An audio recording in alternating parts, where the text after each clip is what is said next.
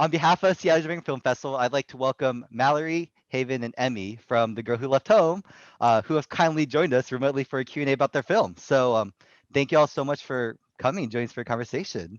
Thank you. Yeah. Thank you for having us. So first of all, can you all introduce yourself with name, pronoun, and your role in the film? Yes, I'm Mallore Ortega. I go by she, and I produced, directed, and wrote the movie. Hi, I'm Haven Everly. I go by she and her, and I play Christine in the film. Hi, I'm Emy Coligado, she, her, and I play Mary. Awesome, thank you. So the first question I love to ask all the filmmakers is, what inspired you to make this film, and how do you get involved in the project? I wrote the film when I was in grad school. I went to USC for film and TV production.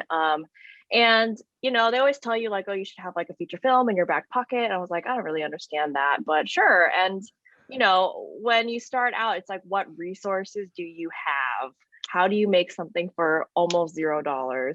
And so at the time, my parents had a Filipino restaurant in Maryland, and my parents still live there, and my sister still lived there, and I have a bunch of friends there. I'm from Maryland, sorry. And you know, I was just kind of like, okay, well, obviously the restaurant is a location I can have for free. So how do I make a movie about a restaurant that's not really about a restaurant, but like about me, but not exactly about me? And you know, so I just kind of I started the film by writing a scene, curious like what would happen if I brought my mom out to a bar. And you know, she would freak out if she got into a car, like a lift. She'd be like, a stranger, they're going to kidnap us, you know. So that scene was the first scene that I wrote because I just thought it would be so funny if I brought my mom out to the bar, and what she would think. And then, you know, from there it kind of evolved to like, you know, what are the problems back at home being an Asian American versus an immigrant American, and just like the different generational beliefs, especially, you know, having an American dream versus actually living while that American dream is developing. So that's kind of where it started for me. And you know, these two incredible women, you know, when we cast it, it was them. You know, it was just we spent a long time trying to find the right people to fill the characters, and yeah, they really were the only ones that I wanted. That were available. Yeah, we asked everyone else, but no. No, these two really, when I saw them, I was like, oh, it's them. And it all worked out. Yeah. Yeah, and I think that like the on-screen chemistry was amazing. So I guess the questions are now for the two actresses. Uh, the on-screen chemistry between the mom and the daughter was extremely heartwarming and touching. What was the process for achieving that on-screen chemistry? Did y'all like do the scenes of going to the bar and doing karaoke, or how'd y'all do it? We bonded pretty fast. You know, we met at the reading that we had in New York, which was what, just a couple of weeks before we actually shot. Yeah. And we just hit it off right away, you know, and we stayed in the hotel together. I think the last night we spent the night together because we were so sad about it. And we rode in the van together, ran lines. We worked on the scenes together. Haven helped me with the karaoke song because it wasn't natural for me. So I actually reached out to her and asked her if she could help me with stylizing the song so it didn't feel so stiff, you know.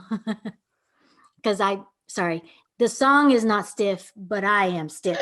So I'm offended. I should clarify that.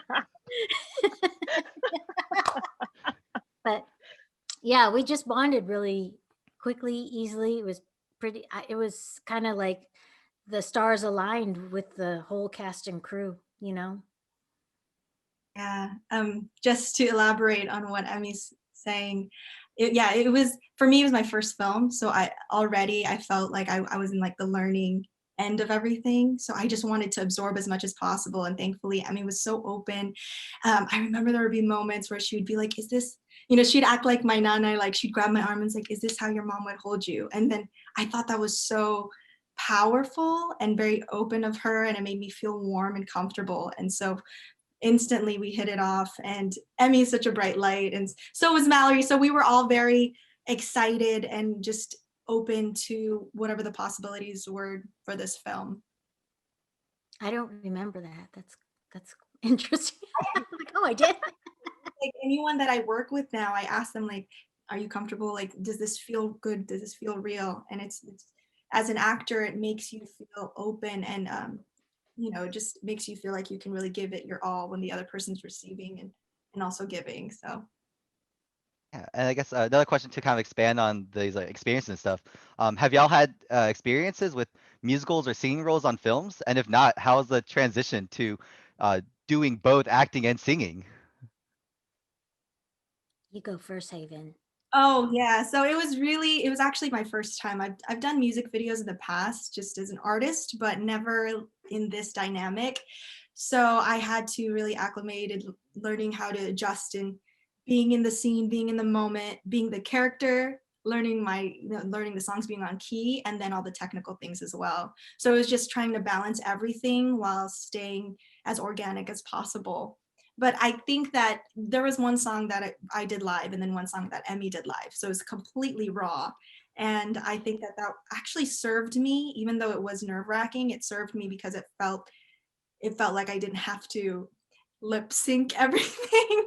And it felt like, actually like the little cracks or the little mishaps were super organic and real. So I think it served the purpose of that scene too. So Yeah, it definitely, the song that she's talking about was done in one shot. So it really had that kind of edge to it that was really exciting to watch behind the scenes and the finished product. That was really cool and a difficult thing that you did. That was cool. of our live songs, Emy's live song was at the very end where there's a live song she sings, and I don't want to give too much away, but the pianist for both of us, they were in another part of the building, the vicinity. So we had them in our ear. We had an earpiece on, kind of Les Mis style, and so they were following us from our mic, and we were following them from our ear. So it was kind of just like whatever happens, happens. Go from the beginning to the end. If you hit yourself or if you trip over, you just got to keep on going. Yeah, because a true accompanist watches the singer breathe and they breathe with the singer. So we were just going on faith, and editing. I'm gonna guess. That would be my biggest guess. But yeah. Well, the pianists actually had a screen with them as well, so they were watching. I Yeah. did not know that. I thought Yeah. she was just going by She could see. I think we had one for her. in your I think we mom's had one for her. Yeah, in the office, but for Haven, we did not, because he was on in my house. There's like a look over into the living room where she was, so he can actually just watch her. Right. Yeah. Yeah. Yeah. So Oh, I fun. didn't know that. I thought she was just going by instinct, and I was like, wow, this woman has like that. She is very good. She was very good. excellent. She Yeah. was excellent. Yeah, and it sounded really good. Like I can't believe that it was all shot like live with one take, or multiple Yeah. takes, but live. So Yeah. I guess a question I specifically for Mallory is, for everyone here is, what led you to make this film into a musical rather than a normal or non-singy movie? Non-singy, is that the right thing? And what are some of the challenges of making this to a musical? I've loved musicals since I was born, out of the womb, just singing. No, I mean, my favorite musical was Sound of Music, and like we grew up on that. And when I was in theater in undergrad, so it's always been in me. And when I went to grad school for film, I did like the serious stuff, and I was trying to be like an artiste, one of those. Nothing wrong with that. But for me, after I did it after a year, I was like, I am so depressed. Like, I need some music in my life. I want to make something fun, but like, with heart. And so it was just a natural thing. Like, I knew, like, once I graduated, I was like, I'm making a musical. I don't know how it's going to happen, but it's going to happen. And for my thesis film, Mango Sticky Rice, that used to be written as like a straight comedy. And then I talked to the writer. I was like, this could be a musical. What do you think? And she's like, okay, yeah. And so it's you know, it's all about finding the moments where a character can really dive deeper into their emotions. Like, what are those big moments where, as an audience member, you would want to share and know what's going on in their head, but not as like a monologue, you know, like I feel like the music brings more power to the emotion, which is why Haven's live and Emy's live are specifically those numbers, because those two moments for me were the most important when they're like really looking inside of themselves. And so it was challenging in that I had never written a song in like this before. I was in a high school band, you know, like in a rock band, and you know, we made stupid stuff, which was fun, but like never really with structure and thinking about alliteration and in a musical sense. And so it was a challenge to like really figure out form and how to break form and make it more interesting and make it suitable for our film. But it was so much fun. I realized how much I loved lyric writing. I was like, wow, I can do this. Like, this is really, it's great. It's a form that I didn't know that I could do and I liked. And just like as a movie in a whole, it's harder just because there's that extra step. You know, there's something else you have to worry about. And now you have like a music team on set instead of like only in post. And now in post, your music budget has like exploded and you're like, how did this happen? I did not prepare for this. You know? But it's a lot of fun and it's a good challenge. And I feel like you know, music really takes you to a time and place and emotion very quickly. And that's really important, I feel like, for films and theater, is that you can always recall to those moments previously and you just instantly get it, like, oh, like this melody has now changed into a sadder form, but you know what they're talking about or that you're feeling just because you heard it before without them saying something later in the film. And we did a lot of that. If you watch our movie like 2 or 3 more times, you'll be like, that melody is literally everywhere and it's changing. Yeah, it was a lot of fun. Awesome. So I guess to go a little bit deeper into the themes, I guess the film's main theme for me was confronting the good, the bad, and the traumatic moments of coming back home, specifically when you left. Can you share some of your findings or thoughts or inspiration about this theme when exploring this film? Yeah. As either a writer or an actress. Yeah. I'll go first because I started talking. Well, so I am a girl who left home. I left Maryland to go to LA. That's real life. And I think that in a lot of families, especially like you know, first gen, second gen families, you know, there's this expectation of following in your parents' footsteps and then taking care of them, and you know, like that's totally understandable. But I think once, for me, I felt like I know what I want to do, which was filmmaking or theater, and I didn't understand why I couldn't do it. And that was like the biggest disconnect. And when I was writing the piece, I really had to put my mind into my parents and how they were seeing things from, you know, and then I was like, oh my gosh, I am such a jerk, you know, like they have provided for me, they have supported me, you know, like they do so much for you. And when you're younger, you're really like, but it's my life, I get to do whatever I want. And this piece really, like, I was like, oh my gosh, like my parents did everything for me. Like their life was not about them, their life was about me. And the film actually brought me closer to my parents. Like I feel like, you know, mental health is not talked about enough, especially in the Asian communities. And it's more just like toughen up or whatever. Like you will literally get into a screaming match and then the next day they act like everything is fine. It's like, no, like let's unpack this. Can we talk about it? And it just doesn't happen.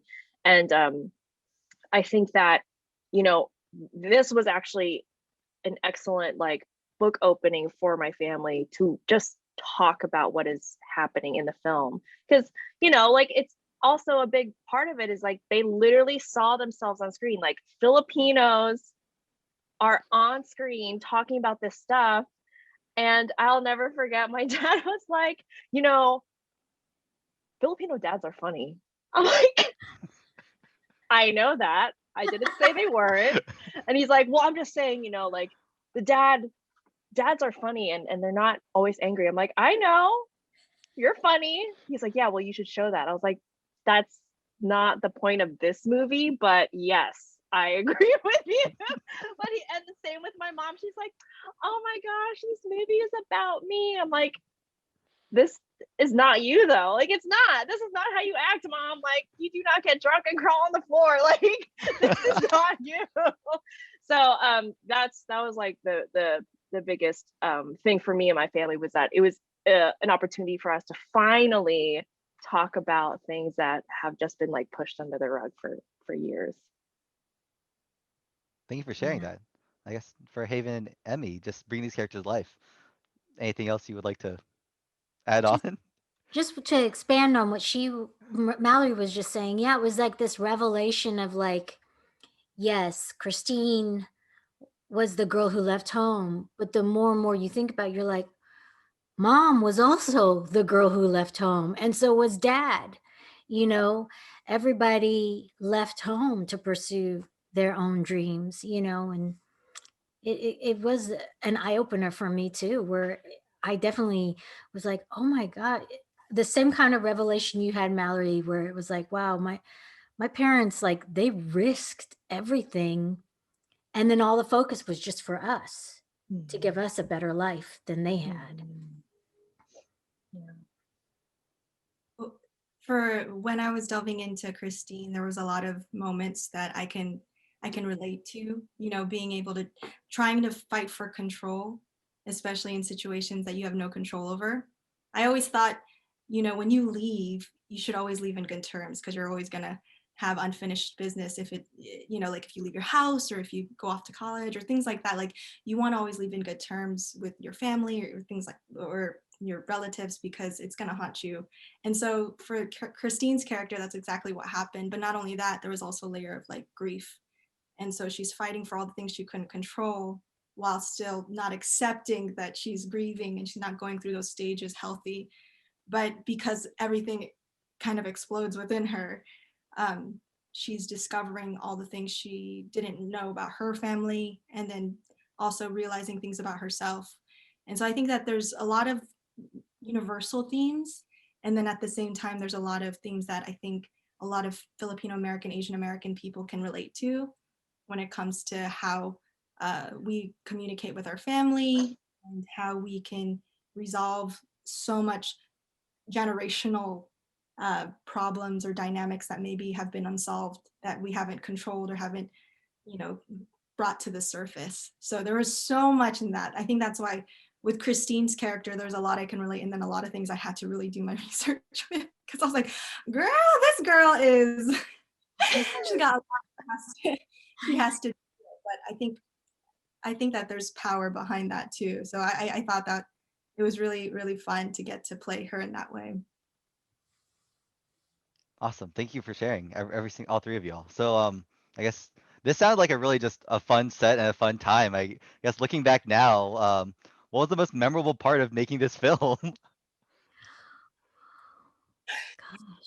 I'll let you guys go first.